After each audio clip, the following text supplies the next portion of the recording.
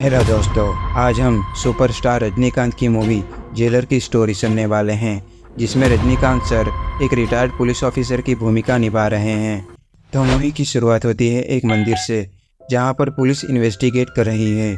वहां एक आदमी की डेड बॉडी पड़ी हुई है, जिसकी किसी ने हत्या कर दी है।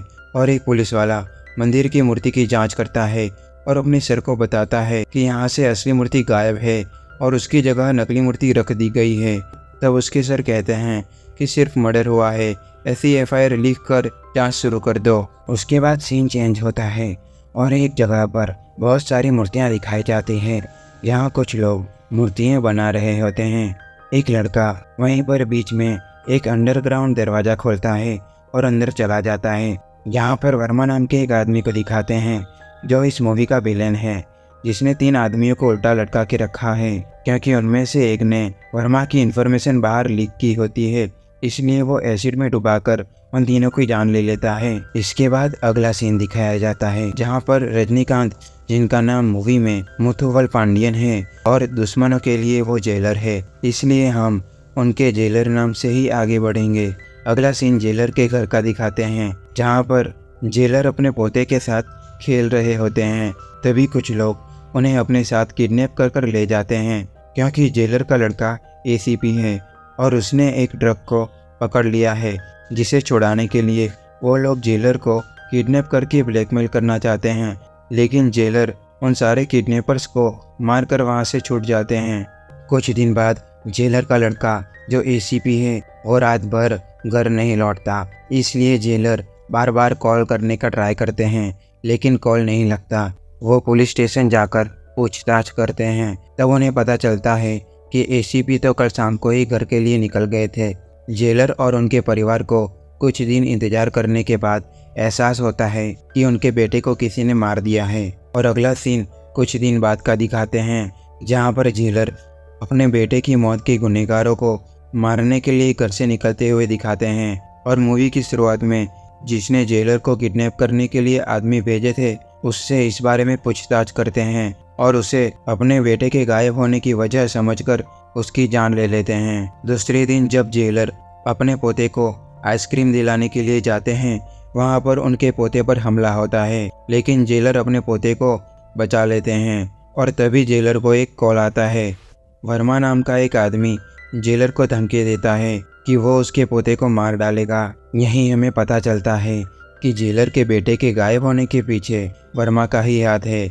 जेलर वर्मा को कॉल करता है और उससे मिलने के लिए कहता है, लेकिन वर्मा जेलर के पूरे परिवार को ख़त्म करने की बात करता है और लास्ट में जब जेलर को मारेगा तभी उससे मिलेगा, ऐसा कहता है। उसी रात जेलर वो दोनों आदमियों को मार डालता है जिन्होंने उनके पोते पर हमला किया था।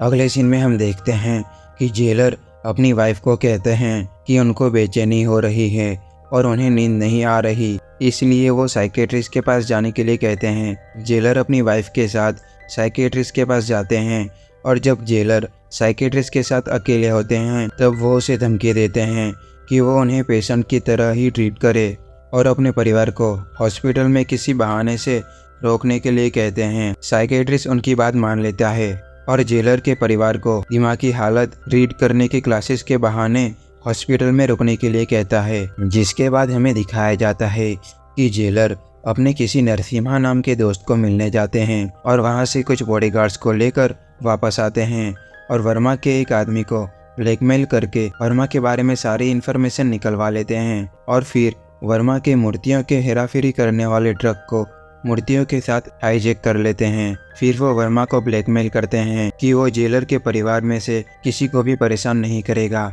और जेलर की वाइफ से 10 रुपये भीख मांग कर लाने को कहते हैं। उसके बाद ही जेलर वर्मा का ट्रक रिलीज करेंगे ऐसी डिमांड रखते हैं और वर्मा ऐसा ही करता है। उसके बाद हम देखते हैं कि वर्मा ने अपने अड्डे पर 3 लोगों को उल्टा लटका रखा है, क्योंकि वर्मा को शक है कि ये तीनों में से ही किसी ने ट्रक की इन्फॉर्मेशन जेलर को बताई है। और फिर वर्मा अपने आदमियों को जेलर और उसके परिवार को खत्म करने के लिए जेलर के घर भेजता है, लेकिन जेलर जो बॉडीगार्ड्स साथ लाए होते हैं वो शूटर भी होते हैं, जो वर्मा के सारे भेजे गए आदमियों को शूट कर देते हैं। दूसरे दिन जेलर वर्मा को मारने के लिए उसके ठिकाने पर जाते हैं और वर्मा को जान से मारने ही वाले होते हैं कि वर्मा जेलर को बताता है कि उनका बेटा अभी जिंदा है और उसके कब्जे में है। तब जेलर वर्मा को छोड़ देते हैं और वर्मा जेलर से एक डील करता है कि अपने स्टेट के सबसे बड़े मंदिर में एक बेहद कीमती क्राउन है जो हाई सिक्योरिटी में है। वो क्राउन वर्मा को चाहिए, इसलिए वो जेलर से उस क्राउन को चोरी करके लाने के लिए कहता है और बदले में अपने बेटे को ले जाने के लिए कहता है। उसके बाद जेलर 3 महीने का समय मांगते हैं, जिसके बदले में वर्मा अपने 2 आदमियों को जेलर के साथ 3 महीने तक रहने के लिए शर्त रखता है। इसके बाद जेलर अपने बॉडीगार्ड्स के साथ मिलकर क्राउन को चुराने का प्लान बनाते हैं और क्राउन को चुरा लेते हैं। एक्चुअली में वो क्राउन फेक क्राउन होता है जो वर्मा के 2 आदमी जेलर के साथ थे, उन्हें मिसलीड करने के लिए किया गया था। जेलर वो दोनों के द्वारा फेक क्राउन वर्मा तक पहुंचाते हैं। इसमें एक पिंक कलर का डायमंड होता है और उसी डायमंड में एक छोटा सा कैमरा लगा होता है। वर्मा के पास क्राउन पहुंचता है।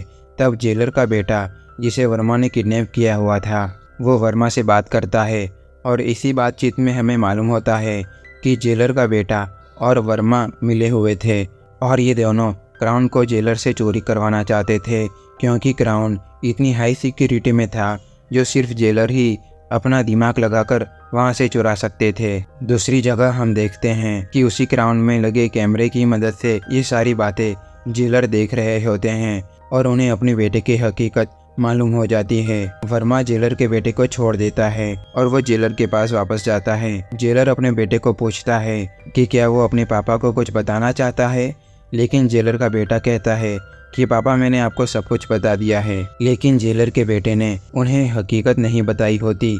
अगले सीन में हम देखते हैं कि वर्मा को फेक क्राउन के बारे में पता चल गया है, इसलिए वो बहुत गुस्सा होता है और वो अपने उन दोनों आदमियों को मार देता है जिन्हें उसने जेलर पर नजर रखने के लिए जेलर के साथ रहने भेजा था। उसके बाद जेलर का बेटा वर्मा के पास आता है। तब वर्मा उसे बताता है कि जो क्राउन जेलर ने हमें भेजा था वो फेक क्राउन था और उसके डायमंड में एक छोटा सा कैमरा लगा हुआ था, जिसकी मदद से जेलर ने हमारी सारी बातें सुन ली होगी और अब जेलर को तुम्हारे बारे में सब पता चल गया होगा।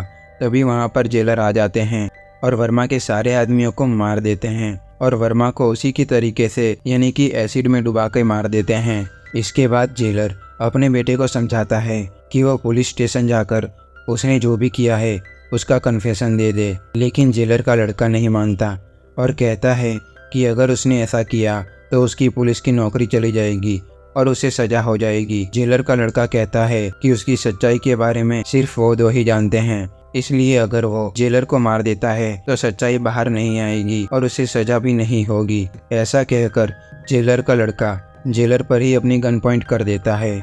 जेलर उसे सोचने के लिए कहते हैं, लेकिन वो नहीं मानता और जेलर पर अपनी गन पॉइंट किया ही होता है। तभी जेलर के इशारे पर उनका शार्प शूटर जेलर के बेटे को शूट कर देता है और जेलर को वहां से जाते हुए दिखाते हैं और ये मूवी यहीं ख़त्म हो जाती है।